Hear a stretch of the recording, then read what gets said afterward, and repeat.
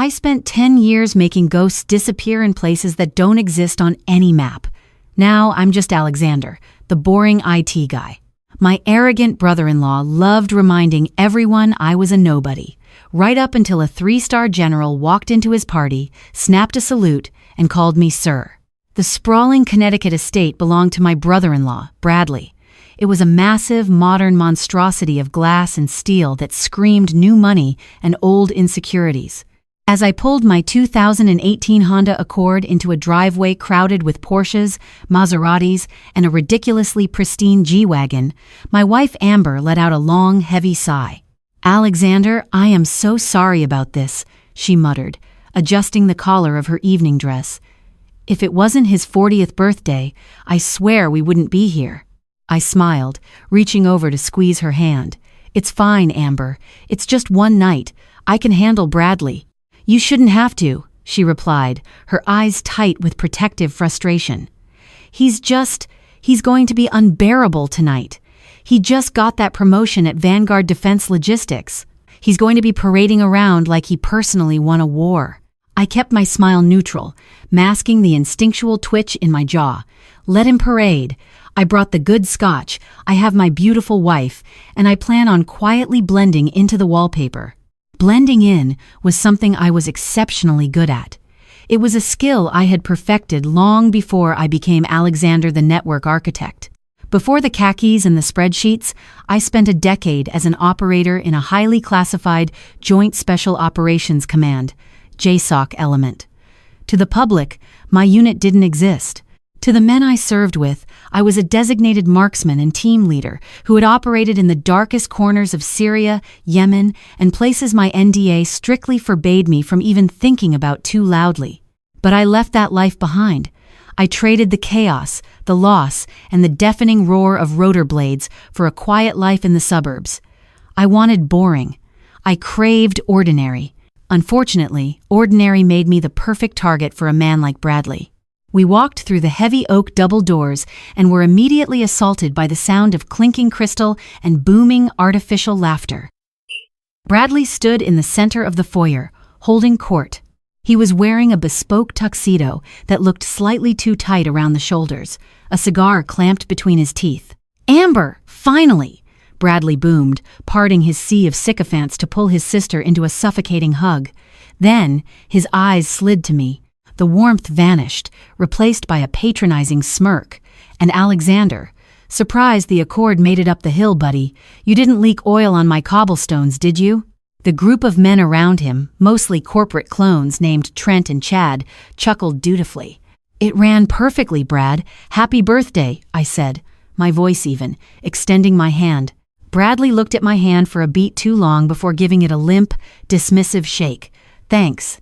Glad you could take a night off from resetting passwords. Try to mingle, all right? Just don't bore my guests with talk about motherboards. We've got some heavy hitters here tonight." "I'll do my best," I replied mildly. As Bradley turned away to greet a newly arrived local politician, I drifted toward the perimeter of the room. It was an old habit. Assess the exits, identify the fatal funnels, catalog the guests. It was completely unnecessary in a Connecticut mansion, but the hypervigilance never truly leaves you. For the next 2 hours, I played my part perfectly. I was the wallpaper. I stood by the grand piano, nursing a glass of sparkling water, listening to men in expensive suits boast about their golf handicaps and stock portfolios. Occasionally, Bradley would circle back to me, usually when he needed a punchline. He relished putting me down. To him, my silence was weakness, and my modest civilian job was a sign of failure. "Hey, Alexander," Bradley called out across the patio, interrupting a conversation I was having with an elderly neighbor about gardening. "Run to the kitchen and tell the caterers we need more oysters on the east deck, will you? Be a good guy." It wasn't a request. It was a command issued to a servant. Amber, standing a few feet away, went rigid. She opened her mouth to snap at him, but I caught her eye and gave a subtle shake of my head. I didn't need her fighting my battles, and I certainly didn't need to ruin a family event over Bradley's fragile ego. "Sure thing," I said, walking past him. "Good man," Bradley sneered to his friends as I passed. "Artie's a good kid. No ambition, no drive, but you point him in a direction and he fetches. You need guys like that in the world to make guys like us look good. I heard it clearly. I felt the familiar, cold stillness wash over me, the exact same stillness I used to feel peering through a scope at 300 yards. I let out a slow, measured breath and kept walking. By 8 p.m., the party transitioned into the formal dining room. A long mahogany table was set for 40 people. Because fate has a twisted sense of humor, Amber and I were seated directly across from Bradley and his inner circle. The wine was flowing, and Bradley's volume was increasing. His company, Vanguard Defense Logistics, had recently secured a lucrative subcontract to supply tactical gear and communications equipment to the Department of Defense. Because of this, Bradley had suddenly adopted the persona of a seasoned combat veteran, despite never having served a day in uniform. "It's all about lethality, gentlemen," Bradley was saying, swirling a glass of Cabernet. "Our boys downrange need the absolute best. We're providing plate carriers that are cutting edge. I was telling a buddy of mine at the Pentagon guys operating in the Fatal Funnel, Tier 1 guys, they need Vanguard gear." I took a slow sip of my water. He used the term fatal funnel like it was a corporate buzzword. He didn't know it meant the terrifying doorway of a hostile room where you were most likely to catch a bullet. To him, it was just a cool phrase he'd heard on a podcast. "Have you ever actually met any of those guys, Brad?" Trent, a hedge fund manager, asked in awe. "Oh, absolutely," Bradley lied smoothly. "I can't say much. Clearances, you know? But let's just say I've knocked back beers with guys in Delta Force, real pipe hitters. They tell me things that would turn your hair white." Amber kicked my ankle under the table. I looked at her, and she rolled her eyes so hard I thought she might injure herself. I offered a half smile in return. "It takes a special kind of alpha male to do that job," Bradley continued, leaning back in his chair, his eyes drifting across the table until they locked onto me. A cruel glint appeared in his eye. He couldn't resist. "Not exactly a job for the faint of heart. Right, Alexander?" The table quieted down. Dozens of eyes turned toward me. "I imagine it's highly demanding, yes," I said quietly, cutting a piece of my steak. "Demanding? It's life or death, Artie," Bradley scoffed, loudly enough for the entire room to hear. "It's about bearing the weight, taking action. But hey, I guess someone has to make sure the office printers have toner, right? We all have our little roles to play."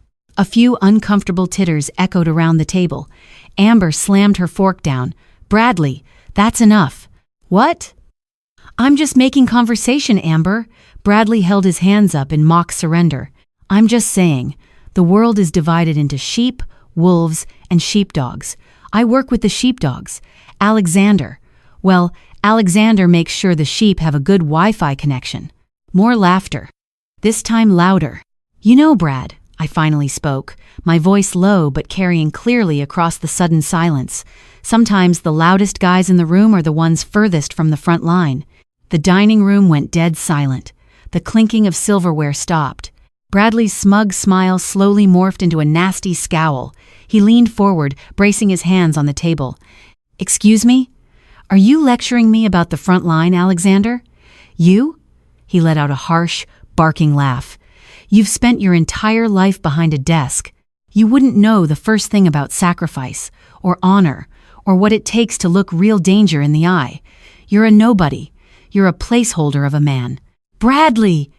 Amber yelled, standing up. "No, Amber, sit down," Bradley snapped, his face flushing red. He pointed a thick finger at me. "I've tolerated your absolute mediocrity for years because you're married to my sister.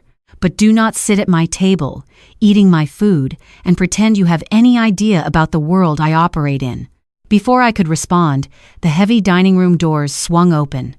Bradley's assistant, a nervous-looking young man in a cheap suit, scurried in and whispered urgently in Bradley's ear. Instantly, Bradley's angry demeanor evaporated, replaced by manic excitement. He clapped his hands together. "Ladies and gentlemen," Bradley announced, his voice trembling slightly with anticipation. "Our guest of honor has just arrived. I told you I had heavy hitters coming tonight. Please, be on your best behavior. Lieutenant General Richard Sterling is here." A murmur of genuine awe rippled through the room. General Sterling was a legend. He was the current head of a major unified combatant command and a frequent face on news networks regarding global security.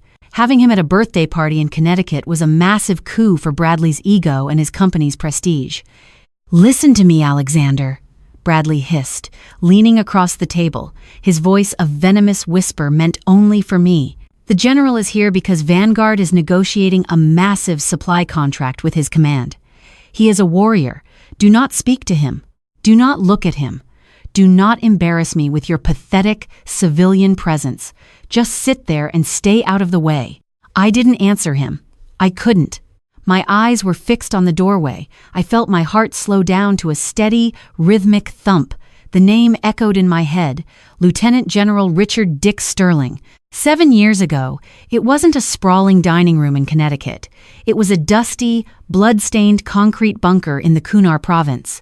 And Sterling wasn't a 3-star general negotiating supply contracts. He was a 1-star task force commander who had just watched my 4-man team drag 2 wounded friendlies out of a hellish ambush under heavy fire. He was the man who had visited me in the hospital at Landstuhl. He was the man who, behind heavily secured, soundproof doors in Washington 2 years later, had pinned a classified medal to my chest, looked me dead in the eye, and told me I was the finest operator he had ever commanded. I took a deep breath, setting my napkin on the table. "Understood, Bradley," I said softly, my eyes fixed on the door. "I'll stay out of your way." Heavy, authoritative footsteps echoed in the hallway. The room collectively held its breath as the shadows shifted, and a tall, impeccably dressed man in a dark dress uniform stepped into the light of the dining room. Lieutenant General Richard Sterling did not walk into a room, he commanded it. He was a man carved from granite, with iron-gray hair cropped close to his scalp and eyes that looked like they had seen the end of the world and found it mildly disappointing. He wore his dress blues, the left breast of his jacket a colorful mosaic of ribbons that told a silent story of decades spent in hellish places. Among them, I recognized the distinct blue and white of the Defense Distinguished Service Medal, and just below it, the silver star with an oak leaf cluster. The dining room, which had been buzzing with arrogant corporate chatter just seconds before, instantly fell as silent as a tomb. Even the clinking of ice in glasses ceased. Bradley practically tripped over his own chair in his haste to get to the door. His face was flushed, a sheen of nervous sweat breaking out on his forehead. He smoothed his tuxedo jacket with trembling hands and pasted on a smile that was a desperate mixture of fawning and terror.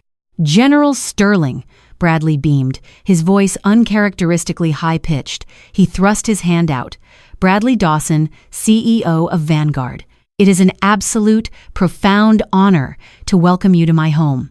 We are so incredibly humbled you could make it." Sterling looked at Bradley's outstretched hand for a fraction of a second before taking it in a firm, brief shake. There was no warmth in his eyes, only polite, professional calculation. "Mr. Dawson," General Sterling rumbled, his voice a deep baritone that vibrated in the chest. "Thank you for the invitation. Congressman Wyatt insisted I make an appearance while I was in the state. I apologize for interrupting your dinner." No, not at all." Bradley ushered the general into the room with sweeping gestures, looking back at his wealthy friends with an expression of pure, unadulterated triumph. "We were just finishing up. Please, let me introduce you to some of the key players here. This is Trent Palmer, one of our lead investors, and..." Bradley's voice faded into the background noise of my own focused breathing. I remained seated, my hands resting lightly on my lap, my eyes fixed on my half-empty water glass. I was doing exactly what I had been trained to do, minimizing my profile, disappearing into the background. I prayed to whatever gods were listening that Sterling's memory for faces had faded over the last few years. Sterling nodded politely as Bradley paraded him past the hedge fund managers and real estate developers. The general offered curt greetings, his posture rigid, his demeanor screaming that he would rather be anywhere else on earth. Then, Sterling turned his head to scan the rest of the long dining table. I saw it happen in slow motion. His piercing gaze swept past the expensive floral centerpieces, past Amber's tense shoulders, and locked onto me. For a heartbeat, nothing happened. Then, The polite, bored mask on General Sterling's face shattered. His eyes widened slightly, his jaw set. The casual, social posture he had adopted instantly vanished, replaced by the razor-sharp tension of a man dropping into a combat stance. He stopped dead in his tracks. Bradley, who had been mid-sentence about a new line of tactical hydration packs, almost walked into him. "General?" Bradley asked, confused. "Is everything all right?" Sterling didn't answer him. He didn't even look at him. His eyes were burning a hole through me. Slowly, deliberately, General Sterling raised his right hand and snapped a crisp, razor-sharp salute. The silence in the dining room became absolute. It was a heavy, suffocating quiet. 40 pairs of eyes darted from the three-star general standing at attention to the quiet IT guy sitting at the middle of the table and back again. My chest tightened. The ghosts I had buried in the desert sands were clawing their way out. The quiet life I had built was evaporating right in front of me. I let out a long, slow exhale. You don't leave a general hanging. I pushed my chair back. The scrape of the wooden legs against the hardwood floor sounded like a gunshot in the silent room. I stood up, squared my shoulders, and brought my hand up to return the salute with the exact same lethal precision. "Sir," I said, my voice echoing in the dead quiet. Sterling dropped his hand, a slow, genuine smile spreading across his weathered face, the first real emotion he had shown since walking through the doors. "I'll be damned," Sterling breathed, his voice laced with absolute awe. "I will be entirely damned. Master Sergeant Hayes, what in God's name are you doing in Connecticut?" The collective gasp from the table was audible. Beside me, Amber sat frozen, her hand covering her mouth, her eyes darting between me and the general. Bradley looked like he had been struck by lightning. His mouth opened and closed like a dying fish, his face draining of all color. "General," Bradley stammered, his voice trembling. I think there's been a mistake. That's my brother-in-law, Alexander. He's in IT. He fixes networks." Sterling finally turned to look at Bradley. The warmth vanished from his face, replaced by a gaze so cold it could have frozen nitrogen. "A mistake, mister." "Dawson?" Sterling's voice dropped an octave, dripping with dangerous authority. "I commanded Task Force Black in the Korangal Valley. I have ordered men to their deaths, and I have pinned medals on their coffins. I do not make mistakes about the men who survived." Sterling stepped away from Bradley, walking slowly down the length of the table until he stood directly across from me. He ignored the million-dollar executives and the panicked CEO. He was looking at me like I was the only other person in the room. "It's just Alexander now, sir," I said quietly. "I left the Master Sergeant in the sand." "A man like you never really leaves it, Alexander," Sterling said softly. He leaned forward, resting his knuckles on the mahogany table. "The last time I saw you, you were bleeding out on a medevac chopper after holding off 40 insurgents in a collapsed compound so your team could extract a downed pilot. They told me you wouldn't make it through the night." Someone down the table, I think it was Trent's wife, let out a whimpering sound. "I'm stubborn, sir," I replied, a ghost of a smile touching my lips. "Stubborn," Sterling barked a laugh. "That's one word for it. The president used the word extraordinary when he signed off on your Navy Cross, though I suppose you never tell anyone about that, do you?" "I prefer a quiet life these days, General." Bradley couldn't take it anymore. His entire worldview, built on a foundation of unearned superiority and corporate bravado, was crumbling in real time. He desperately tried to reassert control. "General..." "Please," Bradley stepped forward, laughing nervously. "This is absurd. He's a nobody. He drives a Honda. He doesn't even like guns. He's just trying to impress you." General Sterling pivoted so fast that Bradley stumbled backward. The air in the room seemed to drop 10 degrees. Sterling stepped into Bradley's personal space, towering over the younger man. "Listen to me very carefully, you pathetic little man." Sterling's voice was a lethal whisper that carried to every corner of the room. "The man you are calling a nobody spent 10 years doing things in the dark that allow you to sleep comfortably in the light. He is a Tier 1 operator, a designated marksman who has eliminated more threats to this nation than you have corporate buzzwords." Sterling pointed a rigid finger at Bradley's chest. "You invited me here hoping I'd sign a contract for Vanguard's tactical gear," Sterling continued, his voice dripping with disgust. "You stand around talking about the fatal funnel and alphas. You play dress-up in a world you know nothing about. Well, let me give you a reality check, Mr. Dawson. My acquisitions team tested your plate carriers last month. They failed catastrophic ballistic testing. They are cheap, imported garbage disguised as mil-spec. I came here tonight as a personal favor to your local congressman to tell you to your face. The Department of Defense is severing all ties with Vanguard Logistics. We don't buy gear from frauds." Bradley collapsed into a nearby chair, his face buried in his hands. His empire, his ego, and his social standing had just been incinerated in less than 3 minutes. Sterling turned his back on the ruined man and looked back at me. "And you, Alexander? Letting a clown like this disrespect you in his own house?" "He's family, sir," I said, glancing at Amber. "And like I said, I like the quiet." "You always were too disciplined for your own good," Sterling sighed, shaking his head.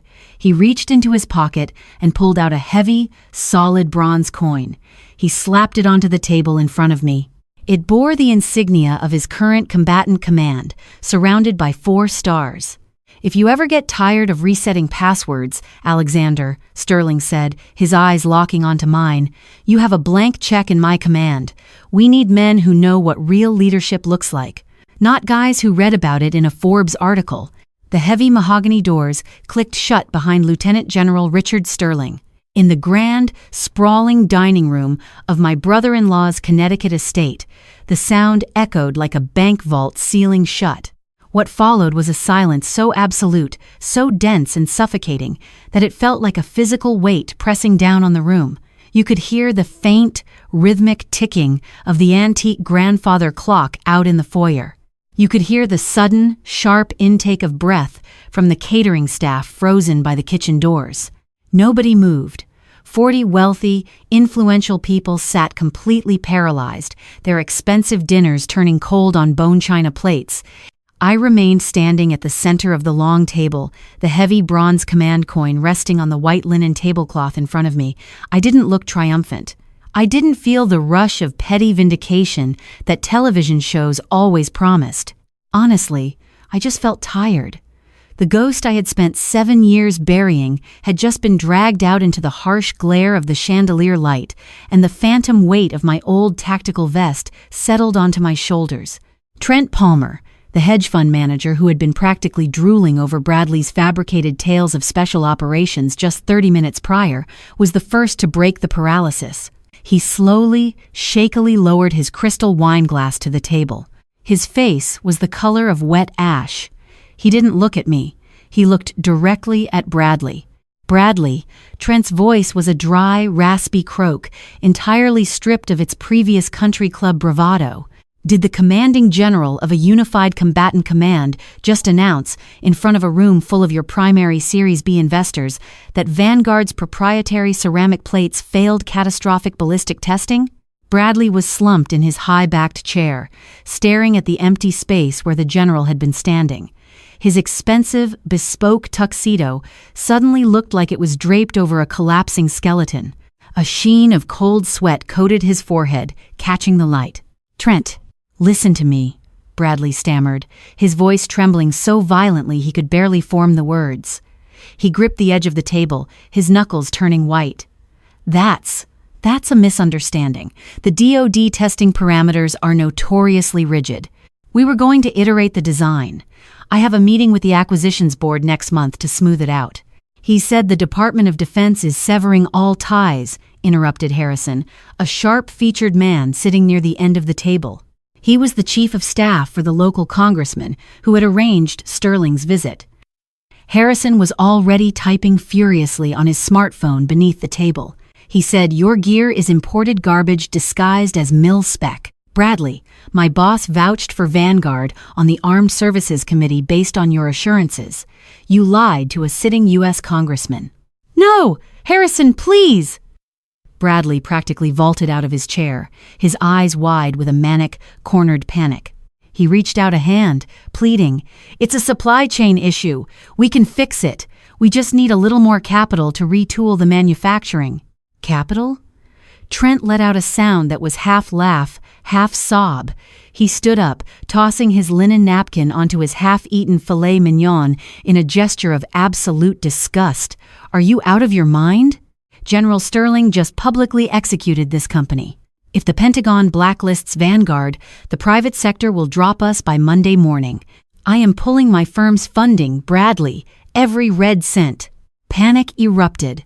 The polite, upper-crust veneer of the dinner party shattered instantly. Chairs scraped loudly against the hardwood floor as several other investors and board members stood up, voices overlapping in a sudden, chaotic roar of accusations, legal threats, and pure financial terror. Through the chaos, Bradley's wildly darting eyes finally landed on me. A desperate, pathetic light sparked in his pupils. He saw a lifeline. He pushed past Trent, stumbling around the edge of the table until he stood a few feet from where Amber and I were situated. "Alexander," Bradley breathed, his voice taking on a sickeningly sweet, pleading tone that made my stomach turn. "Alexander, buddy, you know him. You and the general, you're tight. He pinned a medal on you. He respects you." Amber stood up, her chair screeching against the floor. "Don't you dare, Bradley. Don't you dare speak to him right now." Bradley ignored his sister, stepping closer to me, holding his hands up in a gesture of frantic submission. "Alexander, please. You have to call him. You have his ear. Just tell him Vanguard is restructuring. Tell him I'll step down as CEO if I have to. Just ask him to reconsider the blacklist. I'll give you a seat on the board, Alexander. I'll make you vice president of operations. Whatever you want. Just make the call." I looked at the man sweating profusely in front of me. This was the same man who, less than an hour ago, had called me a nobody, a placeholder of a man, a guy meant to fetch oysters and reset passwords. Now, he was begging for his corporate life, offering me empty titles in a crumbling empire. The silence returned to the room, localized around us. Everyone was watching the boring IT guy to see what he would do with the fate of a multi-million-dollar defense company in his hands. I reached down and slowly picked up the heavy bronze command coin. I rubbed my thumb over the 4 raised stars. "You don't get it, Brad," I said softly, my voice calm and perfectly steady amidst the wreckage of his life. "You still think this is a game of networking and leverage. You think you can buy your way out of a catastrophic failure. I'm offering you a partnership," Bradley cried out, his voice cracking. "You don't have a partnership to offer," I replied, slipping the coin into the inner pocket of my suit jacket. "General Sterling doesn't play boardroom politics. When he says a piece of body armor is garbage, he means that if he sends his men into a hot zone wearing it, they come back in aluminum transfer cases. You tried to profit off the safety of men who actually do the bleeding.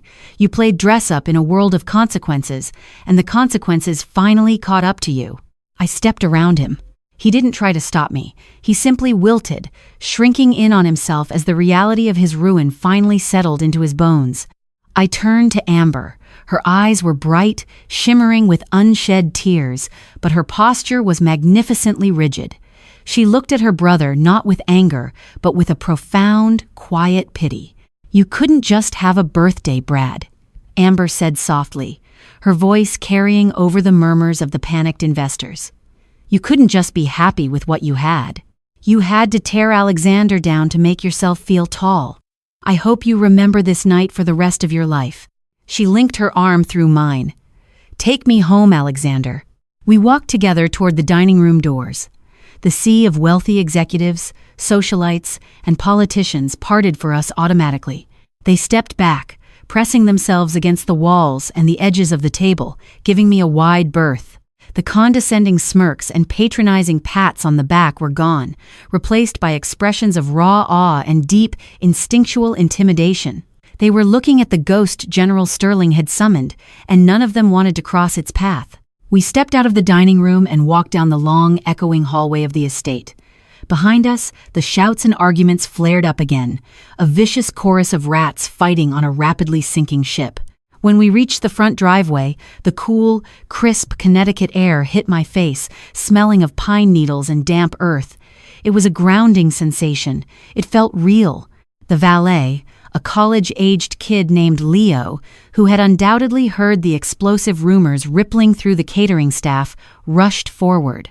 He didn't say a word, but his eyes were wide as saucers as he sprinted to retrieve my 2018 Honda Accord from the overflow parking area. When he pulled it up to the portico, parking it directly between a gleaming Lamborghini and a massive Range Rover, Leo hurried out and opened the passenger door for Amber. As I walked around to the driver's side, Leo handed me the keys. "Have a good night, sir," Leo said, his voice dropping slightly, laced with a sudden, profound respect. He stood a little straighter. "Thanks, Leo." "You too," I replied, pressing a $20 bill into his palm. I climbed into the familiar, slightly worn driver's seat of the Accord. The engine turned over with a reliable, quiet hum. As we drove down the long, winding cobblestone driveway, leaving the brightly lit glass and steel monstrosity behind us, the tension finally began to drain from my shoulders. For the first 10 minutes of the drive home, neither of us spoke. The only sound was the hum of the tires on the asphalt and the quiet jazz playing softly on the radio. It wasn't a heavy silence. It was the comfortable, settling quiet of a storm passing. Amber reached across the center console and placed her hand over mine, her fingers lacing through mine. "Are you okay?" she asked softly, studying my profile in the passing streetlights. "I'm fine," I said, offering a genuine, tired smile. "I'm sorry your brother's birthday turned into a courtroom execution. Don't you dare apologize," Amber said fiercely, squeezing my hand. "I have watched him belittle you for 5 years. I've watched you swallow your pride, smile politely, and take his abuse because you wanted to keep the peace for my sake. What happened tonight? He brought that entirely upon himself. The general was just the messenger." She paused, leaning her head against the headrest, looking up through the sunroof at the night sky. "Did you mean what you said in there about liking the quiet?" I took a deep breath, letting the steady rhythm of the highway center me. I thought about the smell of cordite, the blinding dust of rotor wash, and the terrible, hollow feeling of packing up a teammate's locker. Then I thought about my desk, my messy server racks, the smell of fresh coffee in the break room, and waking up next to Amber every morning. "I meant every word," I told her, my voice steady. "When you spend a decade living in the extremes where every second is life or death, and every decision carries a body count, you realize that ordinary life isn't boring. It's a luxury. Boring is a gift." Bradley thought power was about being the loudest guy in the room. He didn't understand that real power is knowing exactly what you're capable of and choosing not to use it. Amber smiled, a warm, beautiful expression in the dim light of the cabin. "Well, for a nobody, you certainly know how to clear a room." I laughed, a real, unrestrained laugh that echoed in the small car. I had a little help from a 3-star. The fallout over the next few weeks was swift and brutal. The defense contracting world is small, and news of General Sterling's public dressing down of Vanguard Logistics spread like wildfire. By Tuesday, Trent Palmer's firm had officially withdrawn its funding. By Thursday, the DoD issued a formal statement severing all active and pending contracts with Vanguard, citing critical safety compliance failures. Within a month, the company filed for Chapter 11 bankruptcy. Bradley was forced to sell the Connecticut estate at a massive loss to cover his personal debts, moving into a modest condo on the outskirts of Hartford. The loud, arrogant, alpha male who boasted of his proximity to danger found himself drowning in the very real, very mundane danger of financial ruin. We haven't heard from him since. As for me, I went to work on Monday morning in my khakis and my sensible shoes. I grabbed a coffee from the break room, sat down at my desk, and began sorting through a backlog of IT support tickets. When I opened my bottom desk drawer to grab a pen, my eyes fell on the heavy bronze command coin I had tossed in there. The 4 stars glinted under the harsh fluorescent office lights. I picked it up, feeling its weight one last time, honoring the men I had served with and the ghosts I still carried. Then, I placed it all the way in the back of the drawer, out of sight, and closed it shut. I turned back to my monitor, cracked my knuckles, and started typing. I was Alexander. I was an IT guy, and I wouldn't trade it for the world.